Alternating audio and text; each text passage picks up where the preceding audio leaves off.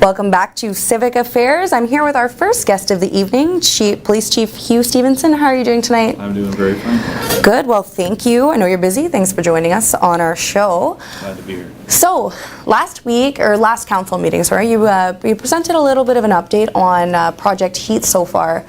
What can you tell us about that? I know that the project got extended till the end of September. Well, Project H.E.A.T was high enforcement action teams, and what it was designed to do was deal with the concerns of public safety in the downtown core. And so the service, the entire service got together, including the civilian staff on the back end, the court staff, the frontline officers, both senior and junior members. And we dealt with the open distribution of substances, illegal substances in the downtown core, as well as some of the prostitution issues. But more importantly, we were dealing with the people that are distributing it in the community. And our goal was, as I've said many times before, not to punish the user, but to punish the people that are putting it out on the streets to make money. Opioid use and drug abuse is all about making money. And unfortunately, they prey on the vulnerable people in our community. Right. And those people then end up in a situation where they need to feed that habit, and that's where we've seen additional break-and-enters and theft from autos. Right. And that's to feed the addiction issue.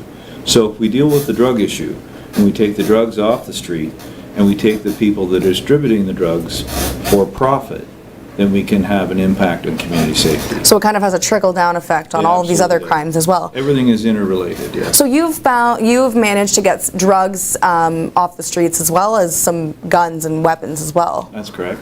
So, in your opinion, Project H.E.A.T's going until the end of this month. Yeah. What's left to be done? Well, there's always work to be done, and what we've done is introduced a concept to this community. And we've demonstrated to this community that when we all pull together, we can take a concerted effort to deal with it. On an ongoing basis, however, what we're doing is committing 2 full members within the service to this initiative. It's called the C.O.R.E unit. And the C.O.R.E unit will work with our frontline officers and our specialized units in continuing this role in the community. Now, C.O.R.E is Community Oriented Response and Enforcement Team. Right. When is that starting after Project H.E.A.T or with Project H.E.A.T? After? And how long is that? Is that a 6? Well, it'll run probably for 6 months to a year, and we'll assess how much value it has for the community. We'll assess the impact that it's having on the public perception of safety, as well as we'll look at the data to see whether or not we're increasing our occurrences, etc. But at the end of the day, what we want is a sustained approach to this. We didn't want to start it and then just end it. We want to continue it, and we may increase it in time as we see fit. Now, something you mentioned in your update to council, and I think it all kind of correlates with this, is the issue of catch and release. How do you, in your opinion, when you're through your years of experience, how do we fight that? Well, maybe fight's the wrong word. Conciliatory may be better. Let's work with our justice partners. At council and today, I'll be very straightforward. It's not about blaming any one particular sector in the justice system, but it is the rallying call, I'd suggest, for all of us to start to work together to deal with this issue. My concern is that the fear of the justice system is being limited or mitigated when the accused knows that they can be out by 3 p.m. There's no real repercussions. Unfortunately, if there's an interest in them continuing the offense, and they know they're just being processed and out again, there's limited value to that other than when they actually attend court. And we have individuals that are out on the street on their 3rd and 4th release. And unfortunately, that does put the public at risk. Right. I think my numbers were pretty clear, 154 arrests compared to 100 the same time last year. So the service is doing our work to get them before the court. That's the police officer's job. Bring the evidence, say we need them kept in custody because either a primary or secondary ground risk to public safety or going to court. But if they then get released, we're dealing with them the following night or 2 nights later, the same person, and bringing them through the system. So what I'm saying is, maybe we need to, as a justice sector, reevaluate all of our individual roles. Maybe I need to point the fingers at my own service in terms of what we're preparing for bail. Right. I'm prepared to look at everything and not blame people, but really we need to do something conservative. I also believe the provincial government has a role in looking at this after a number of years of having this policy in effect. And so, I mean, in addition to the catch and release being a public safety concern, it's also it's exhausting the police resources in a lot of ways if you're constantly pursuing the same offenders over and over. Absolutely. There's no doubt about it. If we arrest the person once and assume that they're going to be held in custody and they go out and do it 3 more times, that's 3 times the workload on the same individual or group of individuals.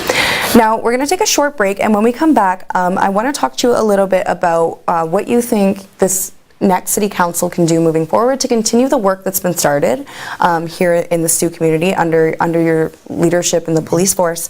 So we will be right back on Civic Affairs after this break.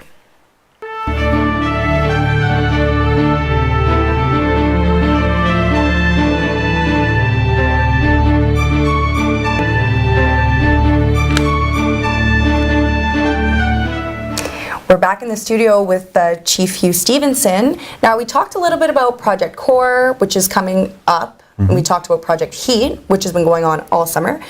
Now, with the municipal election coming up, what are your hopes for the next City Council in terms of what you need in order to run and create a safe community for Sault Ste. Marie? Well, since I came here June 14th, I've had nothing but overwhelming support from Mayor and Council and Police Service Board and the community. That's great to hear. It is good to hear, and it's very, it brings a lot of confidence not only to me, but the police service that stands beside me and with me. And so really, I look forward to the same amount of support. We're well funded. We're not looking for additional bodies. Right. And we have enough resources to do our job and do it quite nicely. So you're hoping for under a new council, potentially a lot of new council members, maybe so, maybe not. You're hoping for a continuation of what you've... The same level of support that we've enjoyed since I've been here, for sure. Yes. And, okay, so now I want to talk about something that's coming up. So we have cannabis is going to be legalized as of October 17th of this year. Now that date's coming up pretty quickly. Yes, it is. Are you guys prepared? Absolutely. We've had many conversations with our neighboring police services across the province. We are all in the process of devising our regulations both for medicinal marijuana as well as how we treat marijuana in the public and our membership. So all of those issues have to be put down in writing and reviewed by my senior management team and the board. What I will say though is that whatever we choose in the next week or two, we are going to set the bar high to the extent that the professionalism of policing has to be maintained at all cost. Whether it's alcohol or whether it's cannabis, how our members utilize it, related to the workplace, I didn't say within, but related to. Right. All those issues have to be decided upon. And I know the federal government, DND specifically, has come up with a strategy, and we'll be examining that because I feel they've set the bar relatively high in terms of professionalism and the safety of both our members in their role and the public. So despite legalization, there is still an expectation, amongst police that same with kind of to be treated the same way as alcohol, that there's not excessive use and... Absolutely. I mean, it's a substance, it's legal, we have to accept that. But we also have to be consistent with how we treat other substances that are legal as well. Right. And so I think at the end of the day, if anything, it'll set even higher standards for both substances in terms of how one comes to work, how one prepares for their shift. These are emergency workers. They respond to save you from potential harm and respond to emergencies. And they have to do so quickly. And they have to do it with good judgment. Right. And good judgment means that you come to work of clear mind and body. And So whatever standard we set, it will be the highest. We may be challenged on it, but from a police service perspective, we want to take the most professional road available, and so far DND seems to have that approach. Now, one more really quick question for you. How about the training on drug-impaired driving? Is there a lot of those resources in place now, or are they still coming down the line? So there's, the federal government has issued an approved device that will be put into legislation. The criminal code, the regulations will outline what devices we can use to test for THC in your body. Right. And so we as a police agency will have to follow that because that's the government criminal code approved screening device.